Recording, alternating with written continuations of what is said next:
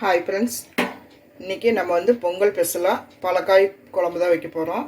செய்கிறது ரொம்ப ஈஸி. ஏற்கனவே நான் வந்து ஒரு குழம்பு போட்டிருக்கிறேன், பொங்கல் குழம்பு. இப்போவும் வந்து 7 காய் வச்சு நான் ஒரு குழம்பு செஞ்சுருக்கிறேன். இதில் நான் பருப்பெல்லாம் போட்டிருக்கிறேன். செய்யறது ரொம்ப ஈஸி, பிகினர்ஸ் கூட பண்ணிடலாம். தனியாக இருக்கிறவங்க, கல்யாணம் ஆகி புதுசாக தனியாக இருக்கிறவங்கெல்லாம் இந்த மாதிரி சிம்பிளாக சாம்பார் வச்சுக்கலாம். ரொம்ப நல்லா இருக்குது, ரொம்பவும் ஈஸி. இது எப்படி செய்யுதுன்ட்டு வாங்க வீடியோக்குள்ளே போய் பார்க்கலாம். வீடியோக்குள்ளே போகிறதுக்கு முன்னாடி புதுசாக இருந்தால் நம்ம சேனலை சப்ஸ்கிரைப் பண்ணி வச்சுக்கோங்க. வாங்க எப்படி செய்யுதுன்ட்டு பார்க்கலாம். நான் வந்து ஒரு 200 துவரம் பருப்பு, ஒரு 2 டேபிள் ஸ்பூன் பாசிப்பருப்பு ரெண்டையும் போட்டு நல்லா கழுவிட்டு தண்ணி ஊற்றி வேக வச்சுருக்கிறேன். அது கூட வந்து ஒரு 5-6 பல்லு பூண்டு, ஒரு 3 தக்காளி இதெல்லாம் போட்டு வேக வச்சுக்கிறேன். ஒரு 3 விசில் மட்டும் வச்சிங்கன்னா போதும். பாருங்க, இந்த மாதிரி வெந்தால் போதும். 3 விசிலுக்கு நல்லா வெந்துருச்சு. இப்போ இந்த தக்காளி மட்டும் மசிச்சு விட்டுக்கலாம். இந்த மாதிரி நம்ம செய்யும்போது ரொம்ப ஈஸியாக ஆயிடுது.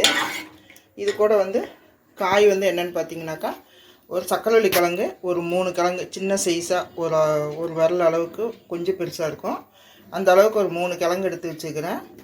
மஞ்சள் பூசணி ஒரு சின்ன கீத்து, கொஞ்சமாக அவரைக்காய், ஒரு 50 கிராம் அவரைக்காய், ஒரே ஒரு முருங்கைக்காய், கொஞ்சம் பச்சை மொச்சை, கொஞ்சம் வெங்காயம், சின்ன வெங்காயம் ஒரு கை அளவுக்கு, ஒரு 4 பச்சை மிளகா, கொஞ்சமாக கருவேப்பிலை.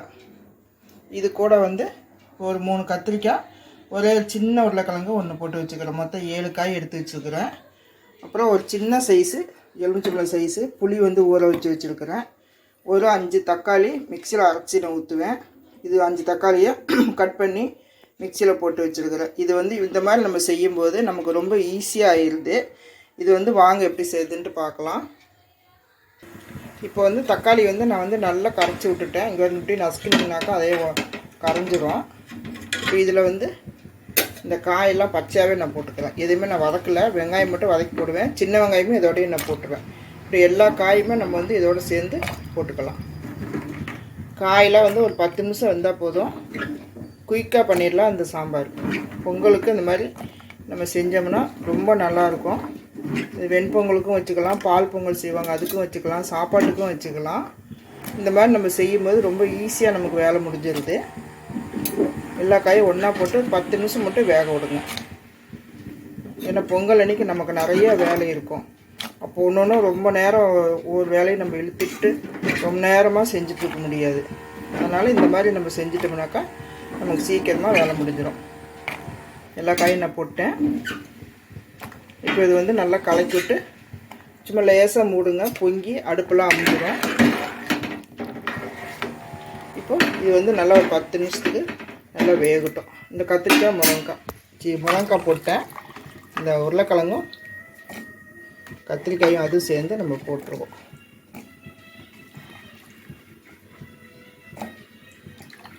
அவ்வளோதான். நான் கரெக்டாக ஒரு 10 நிமிஷத்தை வேக வைக்க போகிறேன். அதுக்கெலாம் வந்து தக்காளியெலாம் அரைச்சிட்டு நம்ம எப்படி செய்யுதுன்ட்டு பார்க்கலாம். இப்போ பாருங்கள், 10 நிமிஷமாக காயெல்லாம் நல்லா வெந்துருச்சு. இங்கே வந்து ஸ்டவ் பற்ற வச்சு கடாயை வச்சு ஒரு 2 டேபிள் ஸ்பூன் எண்ணெய் ஊற்றிக்கலாம். அதில் 1 ஸ்பூன் நெய்யும் ஊற்றிருக்கிறேன். நெய் வந்து உங்கள் விருப்பம்தான். இதுக்கு முன்னாடி எடுத்த வீடியோ ஸ்கிப் ஆகிடுச்சு, அதனால தான் மறுபடியும் சொல்கிறேன். கொஞ்சம் கடுகு 1 ஸ்பூன் போட்டுக்கிறேன். அது கூட 1 ஸ்பூன் வெந்தயம், 1 ஸ்பூன் சீரகம், இது கூட கொஞ்சமாக வெங்காயம், ஒரு 2 பெரிய வெங்காயம் கட் பண்ணி வச்சுக்கிறேன். அந்த வெங்காயம் போட்டுக்கலாம். இது கூட இந்த காஞ்ச மிளகா ஒரு 5-6 எடுத்து வச்சுக்கிறேன், இதுவும் போட்டுக்கலாம். கொஞ்சமாக கருவேப்பிலை. நெய் வந்து உங்கள் விருப்பம்தான், உங்களுக்கு வேணும்னா போட்டுக்கோங்க, இல்லைன்னா வேண்டாம்னா நீங்கள் அதை ஸ்கிப் பண்ணியிருக்கோங்க. வெங்காயம் வந்து கொஞ்சம் நல்லா வதங்கி வந்ததுக்கப்புறம் நம்ம தக்காளி வந்து ஒரு 5 தக்காளியை நான் வந்து அரைச்சி வச்சுருக்கிறேன்.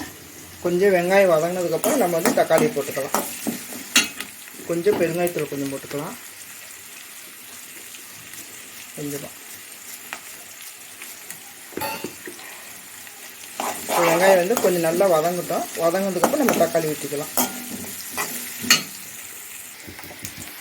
இங்கே வெங்காயம் வதங்கிட்டு இருக்குது. வெங்காயம் வதங்கிறதுக்குள்ளார இந்த எலுமிச்சம்பழம், ஒரு சின்ன எலுமிச்சம்பழம் சைஸ் புளியை கரைச்சி வச்சுக்கிறேன். இதை நம்ம இதை ஊற்றிடலாம். இந்த குழம்புக்கு தேவையான உப்பு போட்டுக்கலாம். உப்பு காரம் உங்களுக்கு தகுந்த மாதிரி போட்டுக்கோங்க.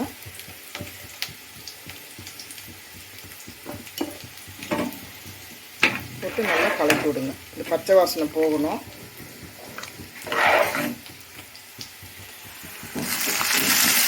இந்த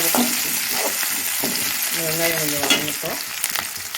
வெங்காயம் வதங்கினதுக்கப்புறம் இந்த தக்காளி அரைச்சி வச்சுட்டு தக்காளி ஊற்றிக்கலாம்.